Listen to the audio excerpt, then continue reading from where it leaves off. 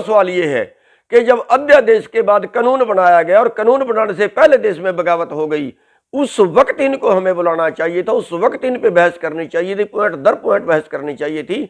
इनको किसानों से पूछना चाहिए, जब बगावत हो चुकी, कानून बनाने से पहले बगावत हो चुकी, और तब उसमें अमेंडमेंट की बात इन्होंने क्यों नहीं की, तब इन्होंने क्यों हमें नहीं बुलाया, तब इन्होंने क्यों किसानों से बात नहीं की। इसका मतलब है कि ये देश को गुमराह कर रहे हैं। साथियों नमस्कार। साथियों, परसों मैंने एक वीडियो डाली थी जिसमें मैंने कहा था कि अमित शाह जी ने 23 फसलें जिनका एमएसपी तय होता है उनकी 100% खरीदने से इनकार कर दिया है, जबकि सरकार प्रचारित ये कर रही है कि हम खरीदेंगे, हम एमएसपी नहीं तोड़ रहे हैं, एमएसपी नहीं तोड़ रहे हैं।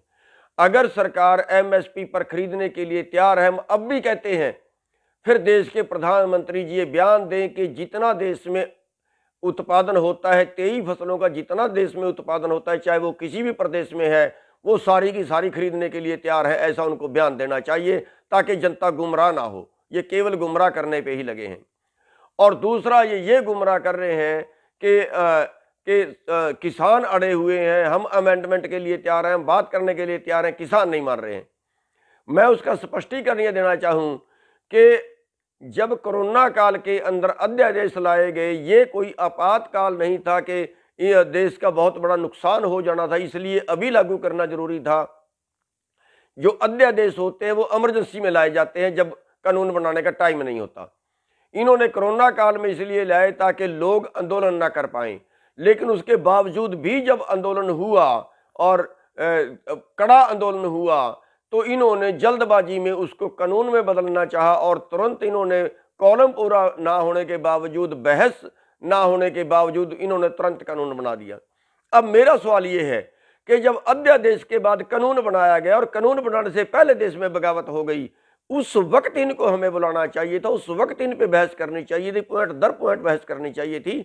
इनको किसानों से पूछना चाहिए, जब बगावत हो चुकी, कानून बनाने से पहले बगावत हो चुकी, और तब उसमें अमेंडमेंट की बात इन्होंने क्यों नहीं की, तब इन्होंने क्यों हमें नहीं बुलाया, तब इन्होंने क्यों किसानों से बात नहीं की।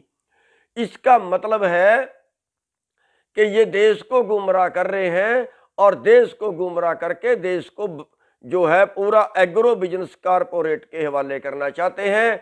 और ये खरबों का बिजनेस है जो जिससे देश, पूरा देश जो है, चाहे वो कोई भी वर्ग हो, वो भुखमरी के कगार पे जाएगा और बीच का मोटा मुनाफा जो है वो कारपोरेट को जाएगा। जिन लोगों से ये चुनावी चंदा लेते हैं उन कारपोरेट को फायदा पहुंचाने के लिए ही ये कानून बनाए गए हैं। ये देश को गुमराह कर रहे हैं। धन्यवाद।